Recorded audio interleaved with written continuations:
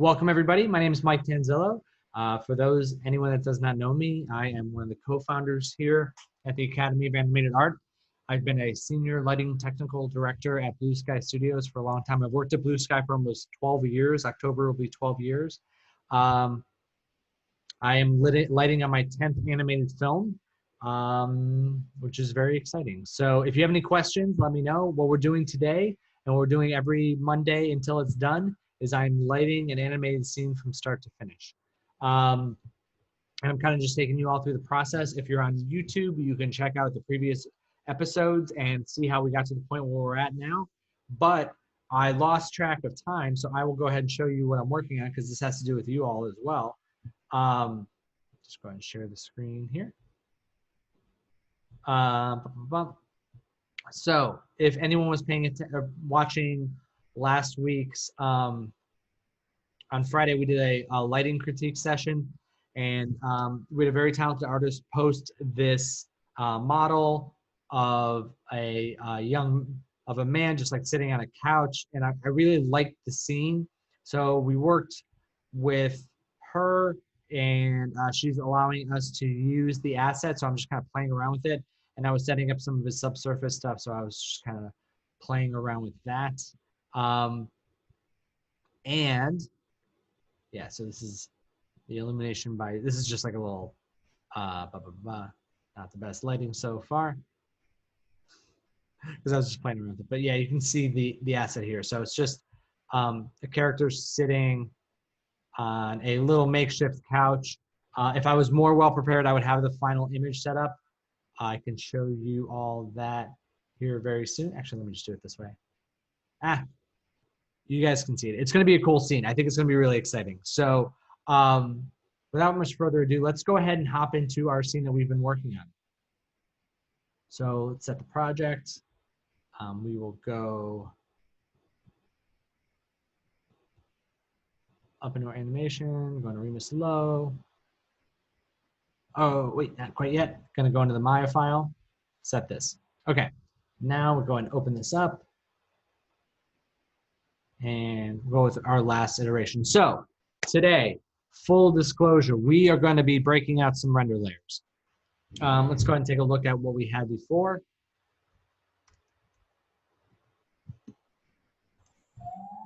We take a look at the animation as a whole.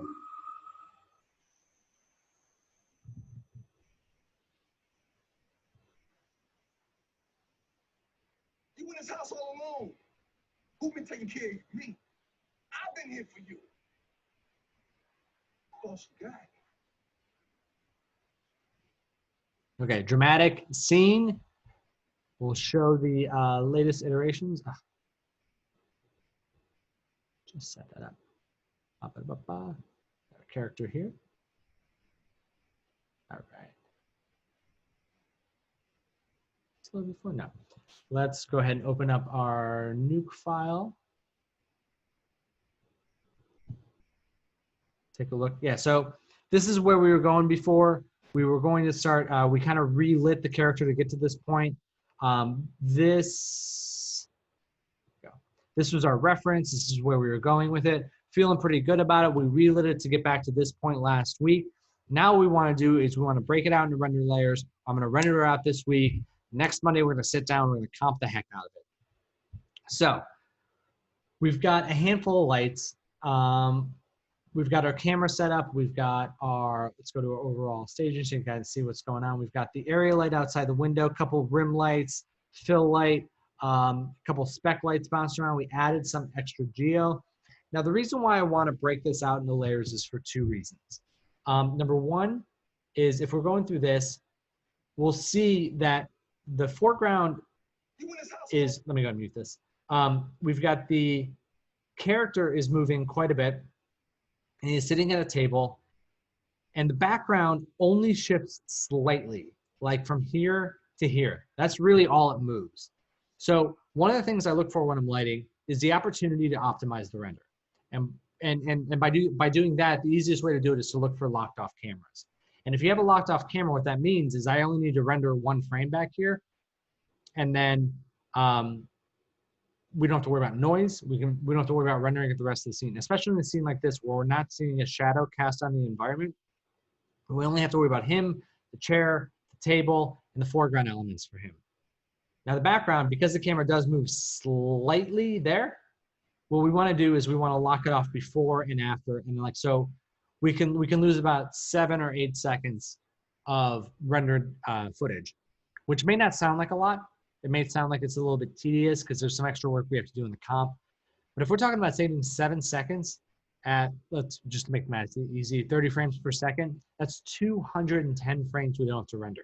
And if, let's say each frame takes 10 minutes to render, that's 2,100 minutes of render time that we can save. And if we're rendering locally on our local machine, that's a huge bummer. We don't want to do that. So what we want to do is we want to make sure to making it as efficient as we possibly can. I should say too, if you are logged on either Zoom or Facebook, I've got them over here on my second screen now. So feel free to chime in, say hello, ask any questions as we go along the way. But our goal is going to be a couple things. Number one, break the character and the foreground elements out from the background elements. And then we're going to add like a volumetric light layer, as well as like an ambient occlusion layer. And truth be told, I have been burned by Maya's render layer setup for years. I know they just changed it a couple years ago. I think it was 2018.5 or whatever release it was, where they updated and they made a whole new render layer system. It's so fancy and cool and pretty. I've been burned by that one. I've been burned by the old one. So in the past, especially if you take our classes, you'll notice that instead of doing rendered layers within that interface, I'll actually do separate files. But for today, I am going to stop being such a curmudgeon old man, and I'm gonna learn to trust it again and see if it works. So I'll take you guys through the process of doing this a little bit. So it's not the process that I'm the most comfortable with in the world, but I am feeling pretty good about the ability to break this out into render layers using this tool. And I think it's going to work because it's not the most complicated breakout in the world, right? And again, so just so you guys know from the past iterations, we've gone ahead and set up all of our AOVs. So all those are squared away. So we're going to get our crypto mats. So even though that these are separate, we can separate them even more in the comp. Oh, the other reason why I wanted to break it out too is that in the final look, I want to create some depth of field. And when you have a crisp character against a blurrier background, I generally like to separate those because they're getting better about this, but the internal, basically when this is all rendered out in one layer, there's no rendered edge, and you have to calculate the internal edge inside one render using Z-depth, and Z-depth notoriously has aliased edges.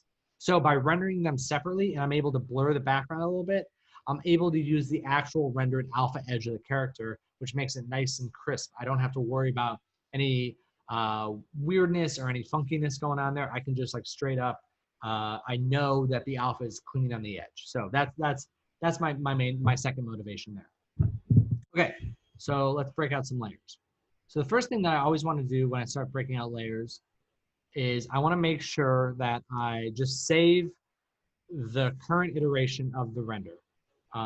Just so, because it's very, very easy to like make an adjustment to a render layer and it actually changes the look that we're going for. Like, let's say we need to, we want the character, but we don't want the table, but we want his alpha to be blocked out by the table. So we would, change the, make the table like a mat or cutout pass, and then we would make it cut out the alpha. And so it's just him. But the problem is that if we make this material, not this material, we all of a sudden lose a little bit of the bounce light and it no longer looks as we intended it to look. So I was just like save a version here. And so we can always have it to refer back to. So let's go ahead and set this up. So this is our interface. This is where all of our layers are going to live. This is where our property settings are going to be. So we can make adjustments over here. And then this is just like this up here is like our master layer, right? So if we ever need to go back to the master, that'll be up here. So first off, I just want to create a new layer. I use it by hitting this plus button, and we'll do we'll just say, I usually, lots of times I'll do RL for render layer, and I'll just do foreground. Because now if there was stuff in front of the character, like if there was some sort of object in the foreground, I would only put that object in the foreground, then I would make like a character layer, and then I'd make a background layer. But in this instance, what I want to do, in fact, let me go ahead and just put down all of the render layers I'm going to make. So because the character is interacting with the table, I'm going to go ahead and put them on one layer. Doesn't mean it has to stay that way forever, but that's just like my rule of thumb. If a character is touching a prop and playing with it, it's just easier for me to keep them all in the same layer, so we're not like constantly worrying about how they're interacting and making sure that there's contact shadows between the two and no funkiness. So if two characters are hugging each other, I generally put them on one layer. If they are staying separated, I'll separate them out in separate layers. Again, we can always go back and revisit this, but this is just my approach and how I look at it. So foreground will include the character, the table. Background will be everything else. Additionally, I talked about wanting an ambient occlusion layer. So we'll just go AO, and then a volumetric layer. So render layer, vol. So a volumetric light coming in through the window. So let's start with our foreground layer. The way that we do this is we can create a collection. Now, what a collection is a series. It's just like a bunch of objects in the scene that we want to do something to. And in this case, we'll call, from naming convention standpoint, it's very, very important that our layers are named something nice and clean, because that's what gets attached. And I'll show you how that gets attached to our render file at the end. But in terms of the collection, they can be a little bit looser. Like they don't really matter as much in terms of the final output. So we'll say foreground geo. Then the reason why I say that is as we go through this, we'll have to create a couple foreground geos, and we'll start to iterate them 1, 2, 3, 4, 5. It's totally fine. So inside this, we've got foreground geo. Now, what do we want to do? We want to go ahead and tell what that foreground geo is. So I'm going to go ahead and grab Marshall from my outline editor here, which is this character's name. And then we're just going to click add. And now he's in it. Now to check it, there's this little eye here. And what the eye does is it says, okay, let's make this layer visible. Let me go and turn off the render view for now, just so we can see it here in the window. Slide this over the side. Boom. Now we can see it's just him. But oh man, he's got these skinny little legs, man. How do you, I actually had no idea that his legs were that little. Okay, so now we don't want to see those little legs. We want to see the table in there with them. So now it's all of the geometry lives inside this poly surface thing. And again, like I don't know what I'm selecting here. So what I want to do is I want to go back up to the master layer so I can see everything. And the table and let's see where the chair's at. Actually, I don't remember. Oh, chairs are group 5. And we can go to the perspective view to see it. So, oh, actually so I want to grab all this stuff. So these are group 5, groups 5, 6, 7, and 8 are the table and all this stuff. Actually, what's this? And then the stuff on the table is actually all that stuff. So groups 1 through 8 are everything on the table. Group 9 is actually everything else. Not the cleanest thing, but that's okay too. Okay, so now that we have all that stuff selected, we can add it. So all that stuff's in here now. So now if we look through this, we can see now we have all that. Cool, right? Everything's great. I can go in here. I can render it out. Everything is great. We'll have the right characters show up. Wait, why is his lighting so different? And by the way, the lights automatically get thrown into this. You can override that, I think, by adding particular lights, and we'll do that later. But by default, we're not doing any light linking yet, so you can just keep all the lights in that layer. But if all the lights are there, why is it looking different? It's because we're in Arnold, a modern renderer, a modern ray tracer that has bounce lights bouncing around all over the place, hitting objects, ricocheting around, doing all kinds of crazy stuff. So we want to make sure to really get into that space as well. And make sure that we're calculating for that as well. Oh, by the way, I didn't see Yang and Satya saying, hi guys, how's it going? Sorry. I said I would check it, but I have a tendency to get buried into what I'm doing and I don't always check the chat windows. Okay, so what we need to do is we need to select the surrounding objects. So we'll go back up to our master scene, select group 9, and that is just everything else in the set. We will right click, create another collection, and now we'll call it BGGeo. And in the BGGeo, we want to go ahead and add all this stuff. What do we want to do with it? We want it because like if I just went ahead and just, you know, updated the set this visible and run it as an IPR, what's going to happen? Okay, so now his lighting is the same, but now we're seeing all this geo back here. That's not great. So what we want to do is we want all of this stuff to calculate bounce light, to calculate shadows, to calculate everything else that's going on. We just don't want to see it. So what we do is we go into, we can select something in the background here, and then go into the surface area, and in the render stats, you're going to see primary visibility. So if I right click on this, I can create an absolute override for the visible layer. And what that'll do is because I have the BGGeo selected, it'll say, okay, cool, in this collection, we've got a primary visibility override just for this layer. And in Maya, it highlights it as orange, which is one of my favorite all-time UI things ever. It highlights it as orange, so now whenever you're going through, you always, always, always know that that is just gonna turn off the primary visibility for this. So now we can see in this render layer, if I turn this on and off, it'll toggle the primary visibility of all that background stuff, but the lighting stays exactly the same on here because it's calculating all that stuff. It's just not rendering it visibly. So the shadows, the refractions, all that stuff is coming through. So this is exactly what we want out of our foreground layer. Because you can see, again, if we start to do depth of field, I can just blur out the background as much as I want. And we're gonna keep this nice, clean edge on the character. So cool, right? Foreground layer is all set up. Easy peasy. We can do the background too. Done. Now, let's see, let's take this off alpha.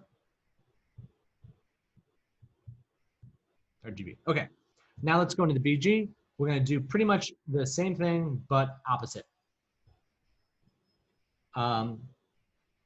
So, gonna create a collection and say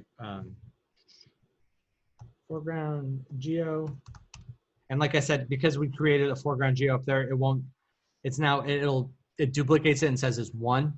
It's fine. I mean, like this is kind of the only time that I've ever interacted with this. So it's totally fine. Like you know it just by looking at this interface, what's going on. Okay, so foreground geo, everything group 1 through 8 plus Marshall. Add them in. Add. Cool. Background geo, everything group 9. Here, add. Cool. Render.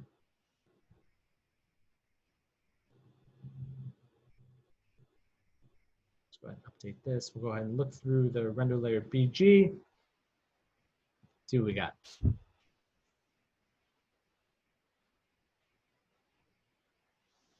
Okay, so now we've got everything in there, cool. And I tell you what, I'm gonna, just because I'm still a curmudgeon-y old man, I will go ahead and save this, because I like to save in iterations. So I'm just gonna go ahead and save this out, because what has happened to me, the reason why I say I got burned in the past is that like I will do a layer adjustment. Like on this one layer, I will say, you know what, turn off primary visibility for the background. And it just, for whatever reason, kind of goes through and just like grabs everything and turns off primary visibility and you can't get it back. So I will save an iteration so I can always go back and get it. Okay. So now in our back, you know, we want to grab this foreground geo, same thing, grab an element, go up into, just grab one thing. Go up in the shape. We got the render stats, primary visibility, Want to make sure the foreground geo is selected. We will say create absolute override for it. It'll turn it orange, add the attribute down here.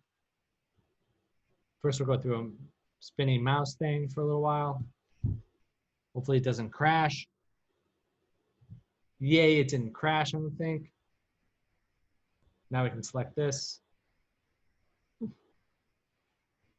right, we're gonna go and shut that for a second because that render view is just chugging along. Okay, so we can just turn off the primary visibility and everything in there. Now, let us see.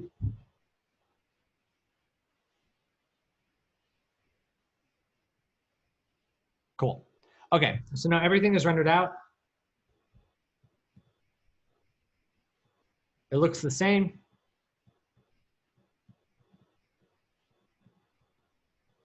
Everything's rendering out nice and happy and matching our original perfectly. And now we can have the entire background to play with.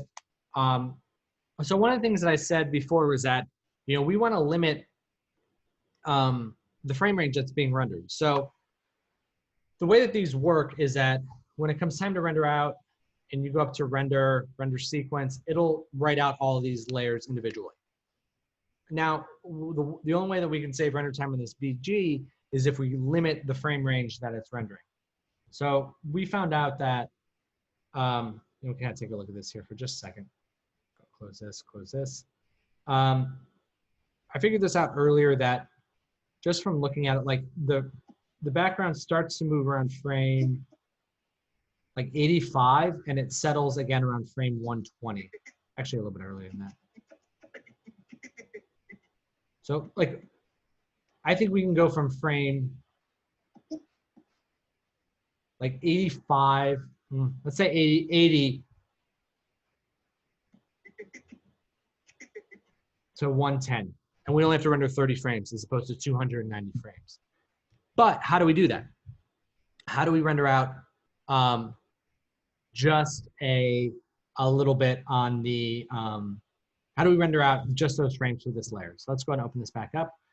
We've got our render BG selected. Now what I want to do is I want to go into our common settings and let's just change these around because I was doing still frames before.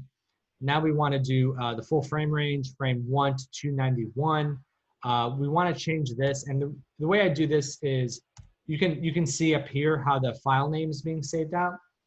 And what I do is I right click, and usually I'll do like we'll do pass name and then slash. Anytime you put a slash in, it means that it's now a folder. So it'll be like the file name will be render layer BG. And then render pass, and then it'll write the frame out as the render pass dot and then the frame number. Cool. So we want to do that to everything. So anytime that I'm just changing this willy-nilly, it'll change it for everything. But I want to change the start frame and end frame for just this render layer. So I'm going to right click, same thing, absolute override. You're going to see it created there. So now we're going to change this to 80. We can change it here again, create absolute override. Now this is going to go to 110. And so now in those, the start frame and end frame is also set up to 80 and 110. So it'll only render those frames in that thing. And then once you'll see it later, once we comp it out, we can lock it to those frames before and after that point. And now if I just click the foreground, you can see that the foreground is the same. The master layer is the same. It's only when we go into the BG layer that these will switch around to the 80 to 110. So now we're feeling pretty good, right? We're getting some layers going. We're getting stuff broken out. Now let's go ahead and take a look at this. So for the AO, for the ambient occlusion, because I already have those other layers with the clean alphas, I mean, I could do like the foreground ambient occlusion and the background ambient occlusion, but since I've already got the clean alpha, I'm just gonna do it as like one pass, and it's a pretty quick render, so I'm not that concerned about rendering the whole thing. I could be if I wanted to be extra anal about it, but if I'm trying to do this as like a really honest approach, I'm just going to do this as I'm just going to render out everything in the AO. So create a collection, all. Come on, there we go. All of everything. Add everything in. Can I see everything? Now, what we want to do is we want to create a layer override for that. So I'm going to right click here. We say create shader override. And what that'll do is it'll create an override shader here. So anything that any shader that you put in there will overwrite the entire thing. So I will go into the Arnold tab, select an ambient occlusion shader. Now everything in this layer, when I render it out, will render as an ambient occlusion pass. Cool, right? So now we got everything as ambient occlusion. Oh, I forgot to do one thing. I just realized this. So I forgot that I did this. So let me go back and I have this open. I want to look at the BG layer for just a second.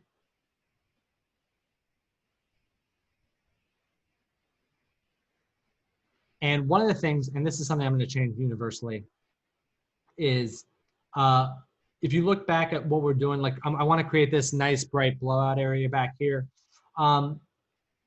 I want to do that by adding in like a background into the comp and then adjusting from there. But the problem is the way that things are set up right now, if we look at the alpha channel, the windows are still rendering in there. It's not great. So because I want that to be a nice clean alpha. So what I'm going to do is there's a window shape on that, and I'm just going to go ahead and take that off so that it's a nice clean alpha overall, and I can just and I'll just add it in. And because I didn't create a layer override for it or anything, or I didn't put it in its own collection, that's going to be that way in all of the render layers. So if I look at the AO, I think I looked at the AO. Let's click that again. If I look at the AO, it should also be turned off for that as well. I think so. Anyway, let's see.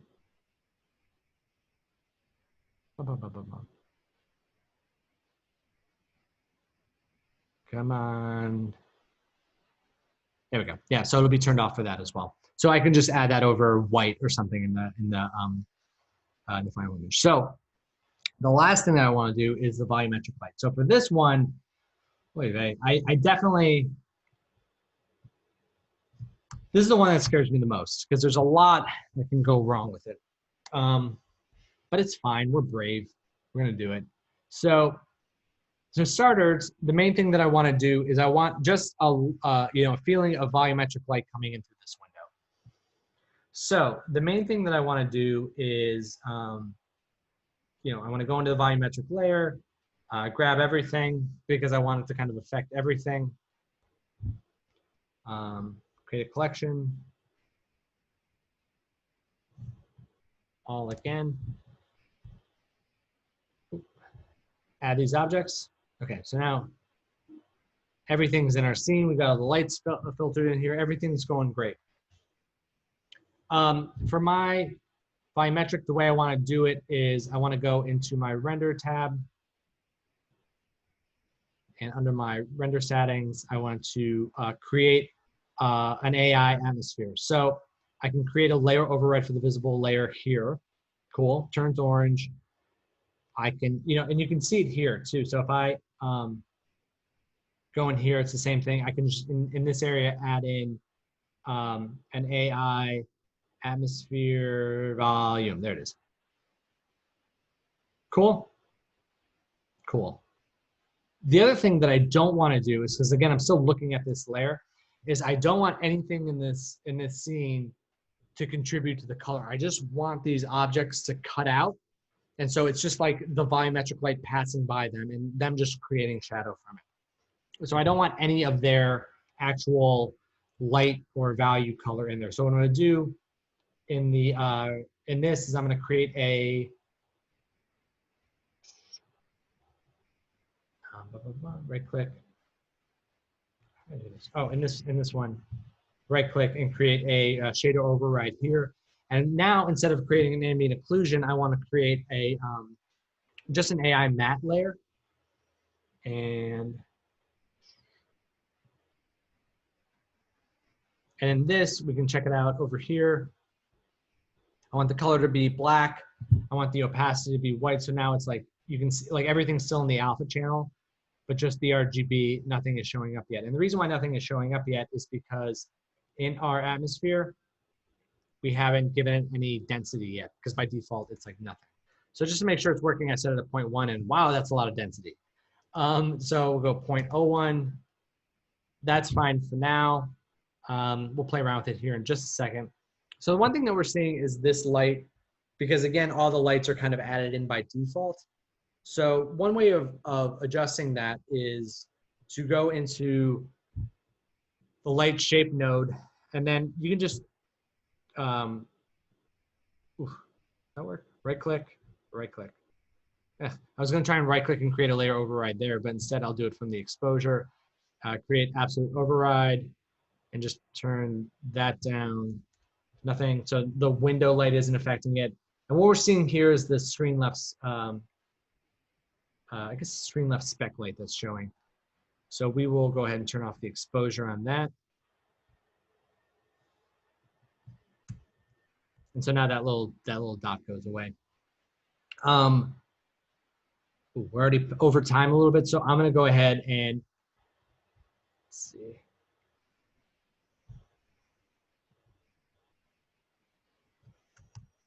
So I'll go ahead and I will just go ahead and turn off the lights here. And then what I would do is just add in a light kind of coming in here through the side that is for the volumetric light only. So let's go ahead and create a light.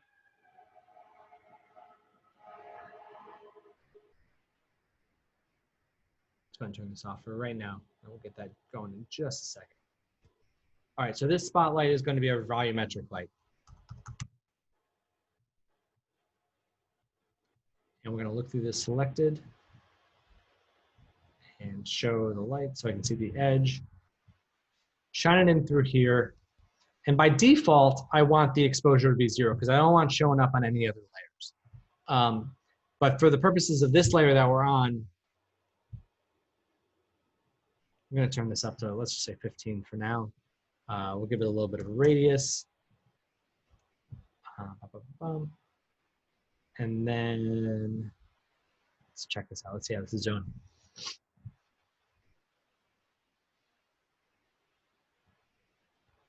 And now we can see some light kind of shining in through the window here. Let's go and take a look through it. See if we can make this look a little bit better.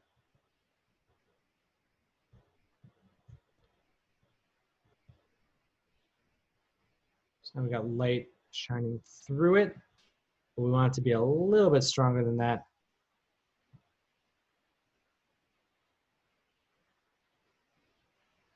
That's looking gnarly. Eesh. Oof, that is not a pretty light. Let's see how we can make this a little bit better. Oof. See something. Well, that's interesting.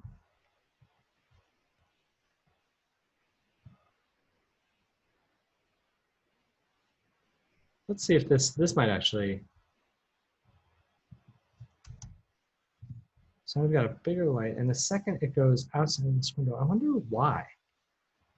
Is that geo still there or something?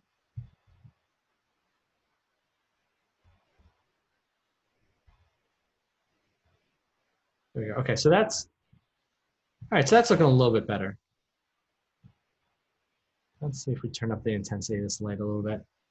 Maybe it's because it's like creeping up over the edge here.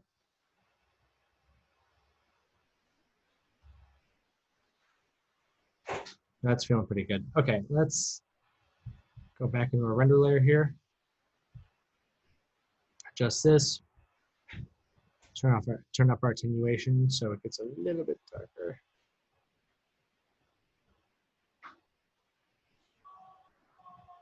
So something like this with a little bit more value on the light. I don't want to bore you guys by adjusting this too much, but we'll get that looking right. Let's see.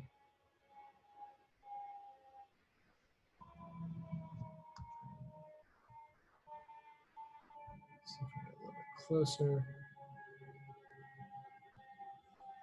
It's so funny because the second it goes inside the window, it looks This might be more of like what we're looking for. Like a value kind of like this. Might just be too far back.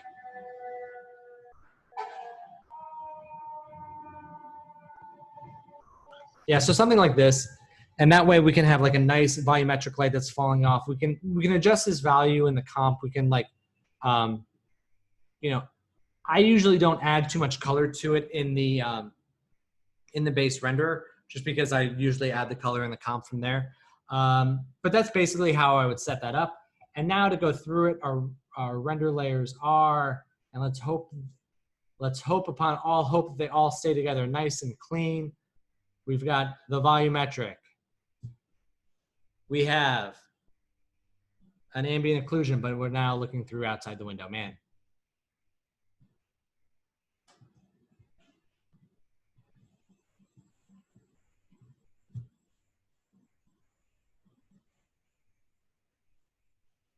Okay, now we've got the ambient occlusion. We've got the render layer volumetric. We could have just assumed that.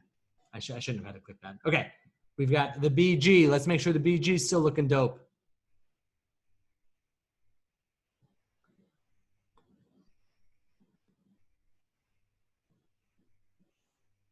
And now would be a good time. If you all have questions, enter them now, because while these are loading up, we're making sure everything's good. BG looks great.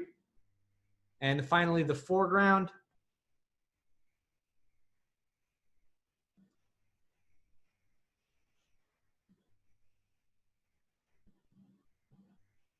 Foreground is all good.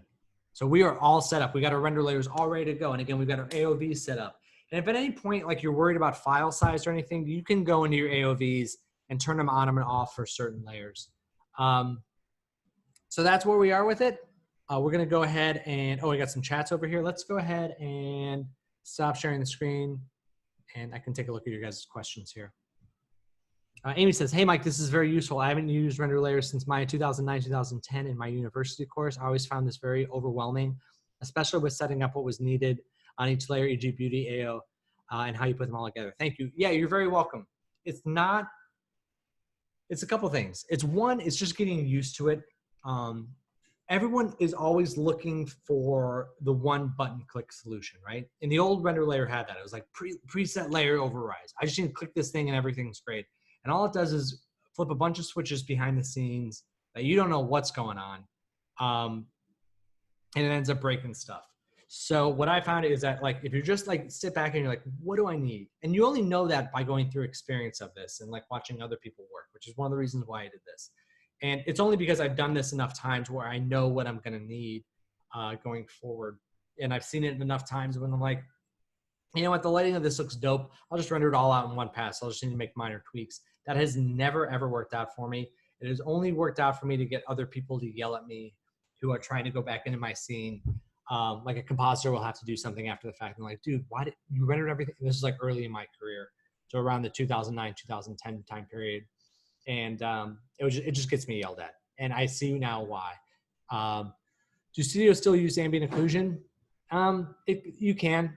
It's mostly for adding a little bit of element to something, like, because ambient occlusion is already technically calculated into a ray tracer, you shouldn't need it. But occasionally, like, I'll use it if, lots of times it'll be like animation has a character's hand is buried in a table, and you can see it once you add the shadow. So I will create a render pass where I drop the table base down a little bit, render on ambient occlusion, and now I got my contact shadow. So it's not as useful in terms of every day. Like, I just created it like it was a no-brainer, but it's something that that I always like find useful for little addition things, especially around the eye. Like, so getting the eye to set back into space is a good one. So I usually just throw it in there, especially in Arnold, because it's such a quick renderer to have it. Sherrick says it looks like a stove light. Yeah, I could have just played it off. I've definitely done that in the past. Like, oh no, I don't have time to re-render this. I got to make this thing work, make it like bright red or something. Juan asks, maybe you can turn off the cast shadows for that geo on the window. Oh yeah, that probably would have been a smarter solution than the way I did it. But yeah, instead I just repositioned it like a dummy. You're right, though. That's actually probably a better way to do it. Okay, so if you guys have any other questions, make sure to add it to the comments. But it's late. I'm getting tired, and I should go to bed before I start saying things that are more dumb. But you all take care. You all have a good evening, and it's been wonderful talking to you. Next week, I should have all these render layers rendered out. Let us hope. And I will see you all Wednesday. So Wednesday, reminder, I got John Kalajian, who is a coworker of mine who also volunteers at SeaGraph. He's going to be answering our questions about what the heck is happening with SeaGraph in the land of COVID this year. You know, what's going to be happening online. They're actually opening up a ton of stuff to being able to view it online, a lot of lectures, a lot of panel discussions. So a lot of cool stuff. I have questions for him. I hope you guys do too. So come with those prepared on Wednesday and we will get some answers. So until then, I'll see you all soon. Happy lighting.